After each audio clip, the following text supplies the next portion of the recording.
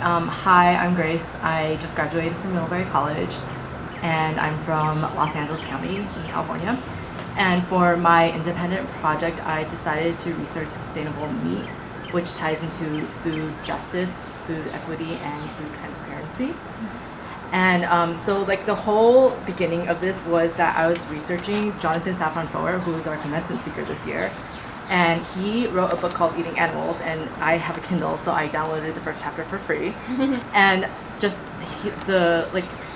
I ended up reading the entire book, and what the book dealt with is the morality involved with eating animals, not just whether or not killing something is good or bad, but the whole factory farming industry and how animals are treated and whether or not it's okay to be eating animals that are treated in such a manner, and also how the industry just does not have much clarity in terms of letting consumers know how animals are raised and how the entire factory farming system works for meat. And so for my independent project, I decided to do sustainable meat. And what I ended up doing was I ended up visiting one local farm called Stonecross Farm and two processing facilities. So when I went to Stonecross Farm, they specialize in beef, cheese, milk, and they also have eggs. They raise chickens on the farm, and they buy pigs from another farm that they are also close to. That's also a family-owned farm. And when I got out there, it was just seeing all the land that the cows have to roam across, and learning about how they use the cow poop to fertilize the fields for the hay, and they have rotation of the fields, and how everything is just sustainable because you have the cow poop going to the ground, which grows the grass, which gets mowed for the cows to eat again. And it's kind of the cyclical nature before the cows get taken to the market. And then, so I was learning about that, and then that in comparison to having cows on feedlots, confining them in close quarters, and also the slaughtering process of cows was really, it was really eye-opening, because we have this whole thing where we have these principles where you're supposed to treat others the way you want to be treated, and that's mainly applicable to humans.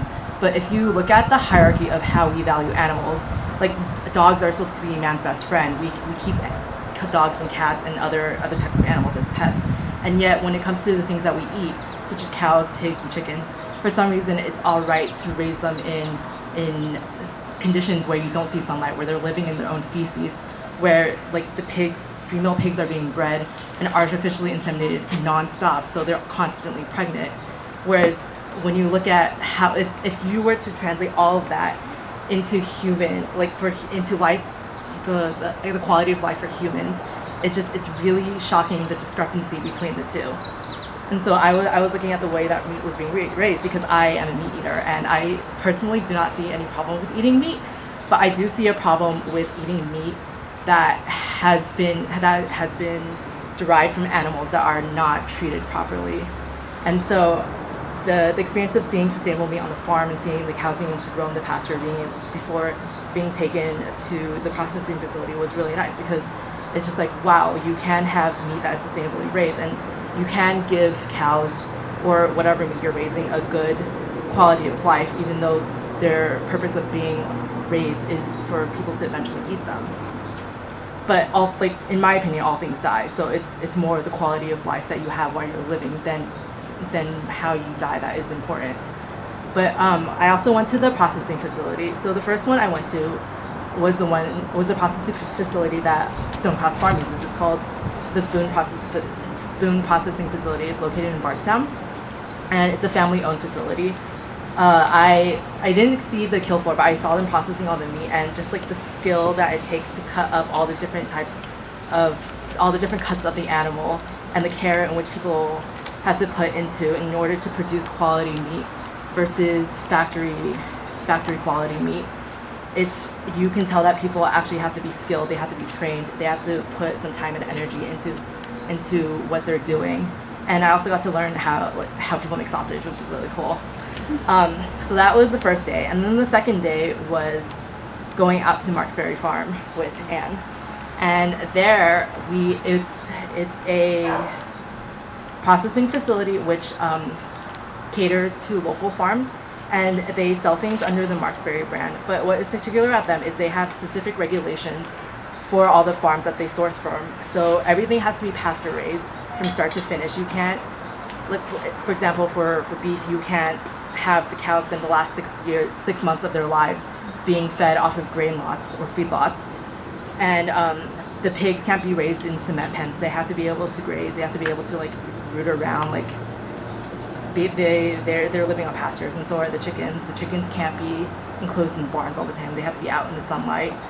And so I was learning about. So they were telling me about the types of animals that they source, and they were also telling me about how the processing facility works. Their facility was designed by an autistic lady, and I forgot her name, which Temple Grandin. So their processing facility was designed by an autistic lady named Temple Grandin, and it was designed so to lower the stress of the animals going through the processing facility, so that they I guess it makes it nicer for them when they're about to be slaughtered to at least have a little for them to not be scared out of their minds like they are normally. So they were showing us the design of the pens and also the kill floors, how people and like how what happens to the animals as they go through the processing facility. And one of the things that was really cool was the person that was giving us a tour, Cliff. He was the salesperson at Marksberry Farm, but he was telling us about how even all the people in leadership positions have to work on the kill floors on a rotational basis, so that way they don't lose sight of what they're doing and like the moral aspect of what they're doing, because you're dealing with lives, you're dealing with live animals. And yeah, so like basically what the point of my project was to see equity, but it's equity for the animals as well as for the humans, because when you're working in a factory farm and you're raising animals not as animals but as things, then you also, I feel, lose something in that, just as the animal loses its ability to live a normal, healthy life. And that is the end of my presentation.